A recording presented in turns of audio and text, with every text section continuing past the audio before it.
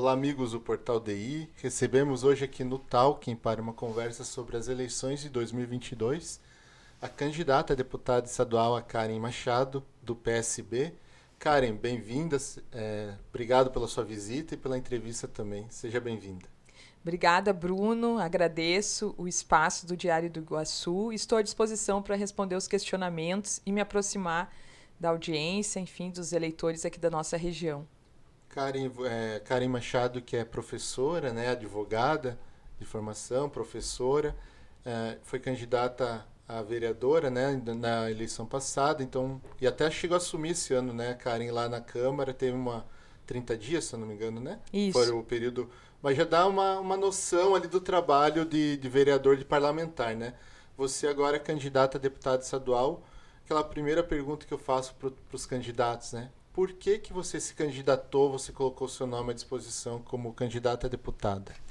Eu me coloquei à disposição, Bruno, porque me considero hoje capacitada para ocupar um cargo no Legislativo e para dar representatividade às mulheres, à saúde, à educação, enfim, aquelas pautas que são pertinentes a tudo que eu estudei, pesquisei durante toda a minha vida e também trabalhei. Então, como advogada, como professora, eu pude ter experiências tanto no ponto de vista intelectual, teórico, mas também na prática. Então, as minhas vivências enquanto advogada, nas audiências, nos tribunais, acompanhando famílias, isso nos dá a possibilidade de ter uma visão profissional importante para agora ocupar um cargo no Legislativo e legislar. É importante frisar aqui que a Alesc, hoje, de 40 cadeiras, apenas 5 são ocupadas por mulheres. Então, fica nítida a subrepresentatividade feminina. Então, precisamos mais mulheres legislando. Até, como você falou, de 45, né? Se fosse fazer uma média, deveria ser 20, né, cadeiras para mulheres.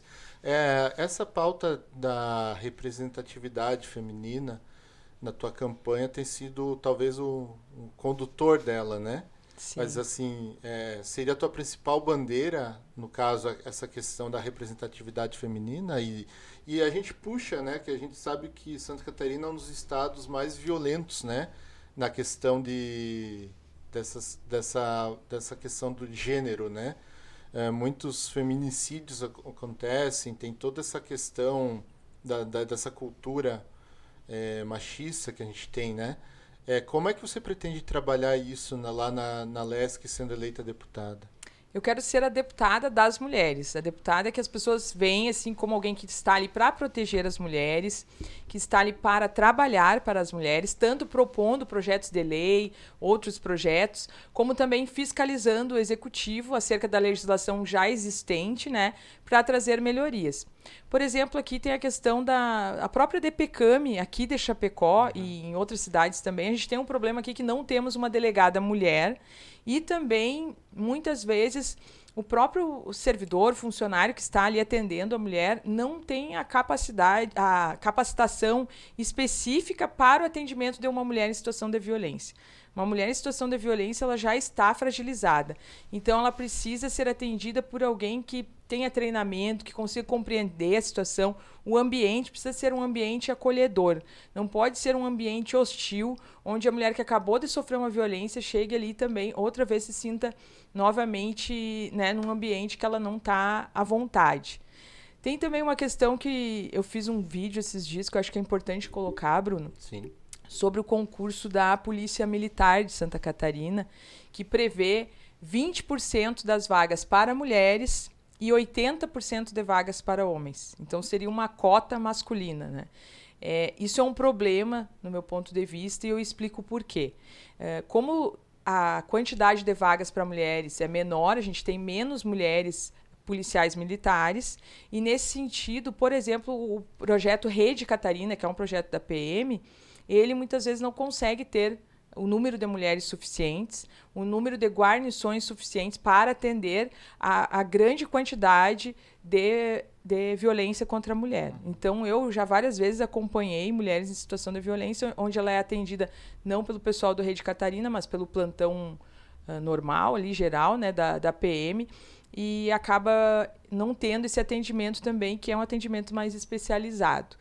E tem várias outras situações, por exemplo, casas de acolhida. É importante que uma mulher em situação de violência tenha onde ficar. Eu já ouvi várias vezes, mas tem mulher que gosta de apanhar porque ela volta para casa do agressor. É que ela não tem um local para seguir, né? Muitas Exato. vezes elas são dependentes do marido ou do companheiro, né? Isso. Muitas vezes a mulher é dependente, não tem para onde ir, ela vai dormir na rua, ela vai ficar sem ter o que comer, né? E na maioria das vezes tem filhos, onde é que ela vai colocar os filhos dela? Então o Estado precisa também se imbuir dessa missão de dar uma opção para a mulher que está numa situação de violência ter onde ficar temporariamente, que seja, para poder... E também essa casa de acolhida precisa trabalhar em rede para encaminhar essa mulher para o mercado de trabalho, porque uma vez que ela conquiste a sua independência financeira, vai ficar mais fácil dela se desvencilhar dessa situação de violência. E você acha que é possível trabalhar isso na LESC, essas pautas aí também? Com certeza. Junto com o governo, né? Com certeza. Tanto o legislativo ele tem duas funções típicas que são legislar e fiscalizar. Então é um poder muito grande, né, que esse cargo dá para a gente poder trabalhar em prol de várias temáticas. Como tu falou antes, naturalmente essa é uma pauta minha por eu ser mulher, por outras mulheres se identificarem comigo, né? Eu escuto muito, prof, eu me inspiro em ti, né? Eu te admiro.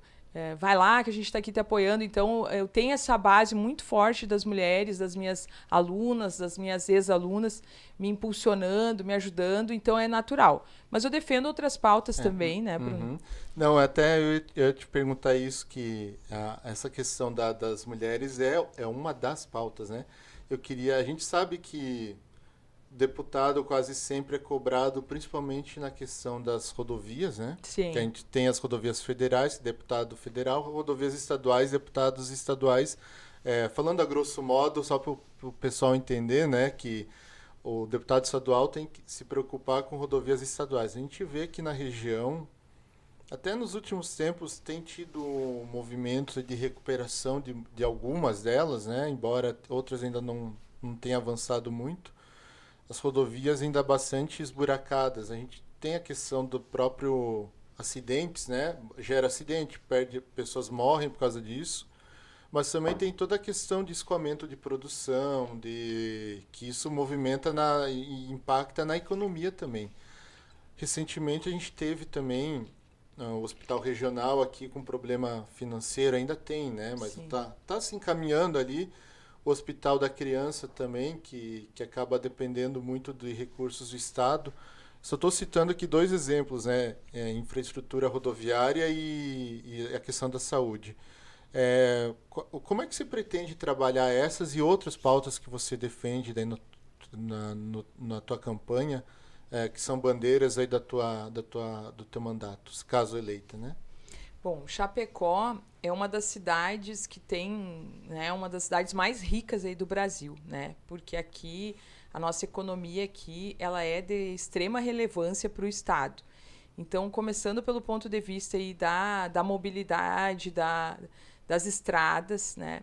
Eu até comentei hoje de manhã numa outra entrevista. Uma das grandes vantagens de ser candidata é esse crescimento que a gente tem pessoal, do ponto de vista geográfico, político, humano, né? Por estar rodando por todo o estado, conhecendo todas as regiões, conhecendo as pessoas, as necessidades, né? Ouvindo as histórias. Então, e nisso a gente passa pelas estradas, né? E tem pesquisas que demonstram que mais de 70% das estradas de Santa Catarina têm problemas, estão em mau estado. Mau ou péssimo, né? Isso. E a gente vê na prática, né? Muitas vezes a gente andando de um lado para o outro, com chuva, a gente simplesmente fica desnorteado, não consegue nem enxergar onde a gente está, porque sequer uma pintura na rodovia tem. Então é muito grave isso. E com certeza, né, como cidadã, né, eu vejo a grande necessidade de tomarmos uma atitude que seja efetiva, porque há muitos anos a gente ouve, né, nas campanhas eleitorais, promessas e tal, mas a gente precisa de efetividade. Inclusive, muitas vezes a gente tem parlamentares que são da região, então a gente precisa de alguma maneira articulação junto ao executivo, porque quem tem que fazer isso é o executivo, mas a gente tem o poder de fiscalizar, de buscar recursos, enfim, e eu com certeza vou estar comprometida com isso. Porque o deputado tem que estar, no mínimo, cobrando o governo para que faça, né? Que a função do Estado é fazer a obra. Então, o deputado não pode ele fazer, ou mandar fazer, mas ele pode cobrar, pode ir atrás de articulação para que o governo faça, né? Isso. E aí tem um problema, primeiro, em relação à vida humana, né? Que muitas vidas são ceifadas por acidentes em decorrência desse péssimo estado das rodovias. E tem um outro ponto de vista que é do próprio prejuízo de quem... tanto dos particulares com seus veículos, né, que acaba dando mais problema, como também daqueles empreendedores que trabalham com transportadora, né, que tem suas transportadoras e tem esse problema ali na estrada. Então, em relação às estradas, né, seria essa observação. Em relação à saúde, aí é um terreno que eu tenho muita experiência, Bruno, porque eu também tenho uma formação como técnica de enfermagem e eu trabalhei por longos anos da minha vida nessa área. Então, eu trabalhei numa clínica renal, na hemodiálise, né, acompanhando os pacientes com insuficiência renal crônica, né, e depois trabalhei na UTI do Hospital Universitário, fiz concurso, passei, fui nomeada. Então, ali com pacientes em estado gravíssimo de saúde, também, né, enfim, todo aquele aprendizado. E também fui sargento de saúde do Exército. Então, no Exército também, uma das maiores atividades que eu fazia era vacinação nos militares e também apoio de saúde nas operações lá que eram realizadas. Então, aí eu pude compreender o SUS, como que ele funciona, né? E também entendendo as dores do profissional da saúde, né? Como também do paciente. Então, o paciente, o que acontece? Muitas vezes não consegue fazer exame, demora anos. No mesmo sentido, as cirurgias, né? Não são feitas cirurgias, então esse é um problema. O acesso aos exames, às vezes o paciente faz um exame, então a gente precisa, de uma maneira, usando a tecnologia da informação, dar mais acessibilidade para o paciente dos seus exames, do agendamento de consulta. Veja bem, por que hoje uma pessoa... Claro que isso é mais no âmbito municipal, mas, né, tudo a gente pode dialogar também. Uma pessoa idosa vai precisar ficar horas numa fila esperando para agendar uma consulta.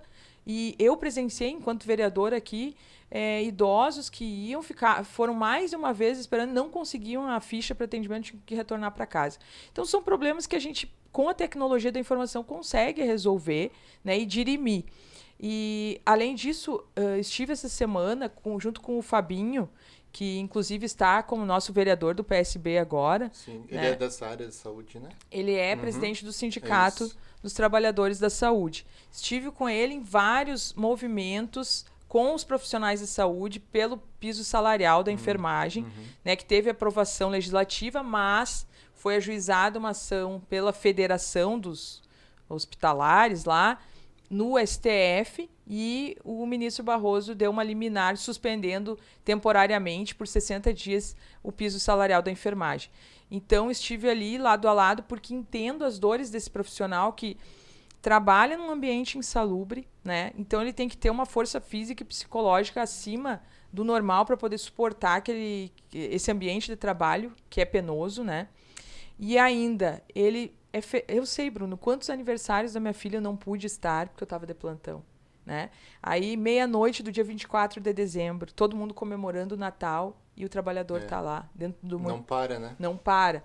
31 de dezembro, 1º de janeiro, né? Enfim, feriado, final de semana, e ele está ali naquele ambiente. Então, assim, o profissional da saúde, ele precisa muito ser valorizado. Então, aqui também tem uma pauta que eu vou levantar muito forte em defesa dos profissionais da área da saúde e dos servidores públicos aqui, né? Porque a gente tem tem servidores que são da área da saúde, tem servidores do Tribunal de Justiça, tem servidores professores. Também porque a minha raiz eu sou servidora pública, né? Eu fui servidora pública, militar e civil, a minha família é de servidores públicos, e foi o que, de certa forma, deu uma... Eu digo, né, sempre que a minha mãe, através da educação e do concurso público, salvou a minha família, né? Porque ela foi o exemplo que nos deu ali de que estudar vale a pena e de que estudar transforma a nossa vida e que a gente pode, né, melhorar, enfim, pessoalmente, profissionalmente, economicamente, estudando, se dedicando aos estudos e através do concurso público mesmo, né, que foi uma possibilidade da gente se colocar profissionalmente na sociedade. Karen, assim, a gente sabe que você é de Chapecó, né? Obviamente a região de Chapecó, região oeste, é tua base de campanha, mas assim, como é que tá a tua caminhada aí? Você já citou que teve em outras regiões, né? Como é que tá a questão de dobradas, enfim, como é que tá? Queria que você falasse um pouco a respeito da campanha agora. Sim, eu vejo assim, Bruno, a minha principal função enquanto uma mulher na política é inspirar outras mulheres e outras pessoas na política que venham para a política também. Porque até pouco tempo atrás eu queria distância desse ambiente, mas eu vejo hoje que eu estava equivocada, que é importante que as pessoas se aproximem. Porque esse discurso de que a política é algo ruim ou que só tem corrupto, ele é um discurso que favorece justamente os corruptos. Porque ele afasta as pessoas que querem fazer o bem. Então, eu me vejo assim como alguém que quer abrir essas fronteiras e eu acredito que esse papel eu estou fazendo muito bem, porque eu já agreguei muita gente, né, ao meu redor, que são pessoas que sequer imaginavam um dia estar na política partidária. Então, acho que esse é um ponto. O outro ponto é fazer a defesa da democracia, do Estado democrático de direito, a defesa da Constituição Federal, a defesa da legalidade, a defesa de um Estado civilizado. Porque hoje, como posso falar aqui como uma sargento da reserva do Exército, como uma professora de direito constitucional, de direitos humanos, eu posso dizer para vocês que a nossa democracia está ameaçada. A nossa liberdade de expressão está ameaçada. Né? Não que a plenitude talvez não exista nesse plano terrestre que a gente vive, mas a gente tinha uma segurança bem maior até pouco tempo atrás, com governos mais democráticos. Né? Hoje a gente tem uma situação grave. Então, esse é um outro ponto importante. Me coloco como uma defensora da Constituição e da democracia. Por isso que o slogan é por uma Santa Catarina com mais dignidade e justiça. E, nesse sentido, a gente precisa fortalecer o PSB. Então, aí a gente tem as dobradas que a gente faz, né? Aqui em Chapecó com o Cláudio Vinhati, que é candidato a deputado federal, já foi deputado federal por 2 mandatos, já foi vereador, né? Uma pessoa que tem uma estrada importante na política aqui no Oeste, né? Eu o conheci no dia que eu me filiei ao PSB, então eu optei pelo partido, pelo que eu li no estatuto do partido, achei que era compatível com aquilo que eu entendo como o justo e o correto, e então estamos nessa dobrada. Também, claro, a gente trabalha pelo PSB, então existem outras candidaturas que a gente acompanha, que a gente também, né, faz parte, que é a da Sandra Feuser, que é de Florianópolis, e também do Anicelso Francisqueto, que é de Videira. Mas assim, defendemos aí todas as candidaturas do PSB, né? Quero que quanto mais pessoas do nosso partido puder estar na Alesc e no Congresso Nacional, melhor. Vou ficar feliz. Estou feliz por estar trabalhando por isso, né? Num projeto mais... Até porque o PSB tem chapa pura, né? Na proporcional, né? De deputados, então você acaba um ajudando o outro, de certo modo, né? Sim. Vai somando a votação. Né? A gente precisa uns dos outros para a gente ter as cadeiras lá na Alesc, no Congresso Nacional, né? E o PSB tem candidato a vice-governador, né, com a Bia Vargas, vice do Décio Lima, e também candidato ao Senado, que é o senador Dário Berger, que concorre à reeleição. Como é que você está acompanhando aí o cenário estadual e também o nacional, né, que o PSB também tem um candidato a vice, né? Isso. O Geraldo Alckmin, que é vice do candidato Lula do PT. Que no nacional me parece que já vai haver caminha-se, né, para o segundo turno entre o presidente Bolsonaro e o candidato ex-presidente Lula. Aqui no estado está mais embolado, digamos assim, né? O Décio é um único candidato mais à esquerda, tem outros nomes ali, uns 4 à direita, e os 5 estão meio que embolados, né? Então, disputando o segundo para uma segundo turno. Como é que você está vendo essa eleição? olha, eu estou bem otimista, Bruno. Primeiro porque no plano nacional a gente tem o Alckmin como vice do Lula e é a chapa que tem nas pesquisas, né, está à frente. Então, inclusive, estamos trabalhando para uma vitória no primeiro turno. Esse que é o ideal, e eu sei que aqui na região, né, o nosso estado é um estado que tem um índice alto de rejeição ao PT e ao Lula. Mas é importante, e eu acredito assim, que na política e na vida não existem anjos ou demônios, né? Existem pessoas que falham e que acertam, né? Nós somos assim. E inclusive tem muito eu falo para os alunos na sala de aula, porque tem muita gente que fala, o cidadão de bem. Eu digo, mas me descreva quem é o cidadão de bem, né? É aquele pai de família que bebe, dirige, é aquele pai de família que trai a esposa, né, etc e tal. Então, ao meu ver, nós somos duais, né? Nós vamos fazer escolhas e a partir dessas escolhas a gente vai ter um perfil mais bom ou mais ruim, entre aspas, né? Então, isso não é diferente para quem é presidente, para quem é governador, para quem é deputado, enfim. Então, são seres humanos que erram e acertam, né? E isso vale tanto para um quanto para o outro. Mas é importante a gente colocar aqui que durante o governo petista, que o Brasil foi a maior, teve um posicionamento econômico melhor. Então, nós estávamos ali em 5ª economia mundial. Hoje nós caímos, eu vi duas pesquisas, uma colocando o Brasil em 12º lugar e outro 19º. E agora eu não lembro quais que eram os critérios. Mas veja, a gente cai da 5ª para a 12ª posição em economia. A gente tem hoje mais da metade da população sem saber se vai ter o que comer na semana que vem, com insegurança alimentar. A gente tem 33 milhões de pessoas, ou seja, uma Venezuela inteira dentro do Brasil, passando fome, né? E coisa que a gente não tinha no governo petista.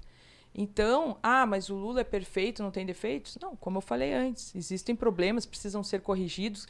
Quiçá, numa próxima eleição, a gente tenha alguém melhor, né? Novas lideranças, é isso que a gente precisa despertar. Mas, se a gente pegar os dados econômicos do país, a gente percebe que hoje estamos pior em tudo com o atual governo, né? Maior índice de queimada na Amazônia, nos últimos 20 anos, maior inflação. Então, ao meu ver, estou feliz por entender que estou defendendo aquilo que é o melhor para a maioria das pessoas, não é nem para mim. Porque eu estudei em escola pública toda a minha vida, dependi de muito serviço público. Hoje, estou um pouco melhor, né, digamos assim, do ponto de vista econômico. Hoje, o meu filho vai numa escola particular, mas e a maioria das pessoas? Então, quando a gente pensa em política, a gente não pode ser egoísta, a gente não pode pensar na nossa realidade, a gente tem que pensar assim, o que a maioria do povo brasileiro precisa? O que vai acontecer se amanhã a gente não tiver unidade básica de saúde funcionando? Se a gente não tiver um hospital público? O que vai acontecer se fechar todas as escolas públicas, né? Então, nesse ponto de vista. E aqui no estado também estou feliz porque eu vejo um crescimento da Bia e do Décio Lima, né? A gente vê aqui em Chapecó, eles estão em 2º lugar, empatados com Está em primeiro lugar o Jean, em 2º lugar o Décio Lima. Com o Amin, se não me engano. Com o Amin, isso. Então, estou feliz e confiante que a gente consiga ir para o 2º turno, né? E assim, principalmente, Bruno, assim, aproveitar a grande audiência de vocês e pedir assim diálogo, né? Que embora a pessoa vote no candidato A ou B, mas que a gente possa se olhar nos olhos, um ouvir o outro, entender as razões e que a gente possa dialogar, que a gente não perca isso, né? Embora a gente não concorde, mas isso não nos faz inimigos necessariamente. A discussão no bom sentido, né? De ideias e você debater, eu acho que é salutar mesmo, né? E é bom. E não teria problema, não deveria ter todo esse ranço que está tendo como dos últimos anos para cá, né?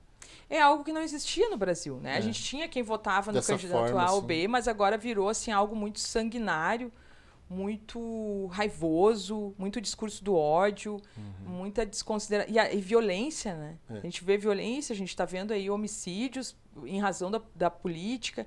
Então eu me coloco também como uma liderança, como uma mulher na política que representa uma liderança humanizada, né? E que dialoga com todos os lados e que quer deixar, acima de qualquer coisa, deixar um legado do bem, um legado de alguém que quer agregar, de alguém que quer fazer a diferença. Porque assim, a função política ela é uma função quase que sagrada no meu ponto de vista.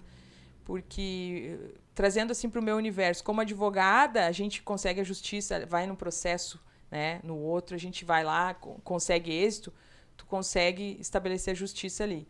Mas quando tu faz, como parlamentar, um projeto de lei, essa lei é aprovada, ela impacta milhares de vidas, né? Então, assim, a função política, ela é muito importante. Pena que foi banalizado, enfim, a gente sabe que existem muitos problemas, mas, genuinamente, a política, ela é de extrema relevância e tudo é política, né? A maneira que a gente se relaciona no trabalho, a maneira que a gente cria os filhos, a maneira que a gente lida com os colegas, com a esposa, isso é política, né? A política é muito ampla e a política ela tem o intuito de humanizar as relações.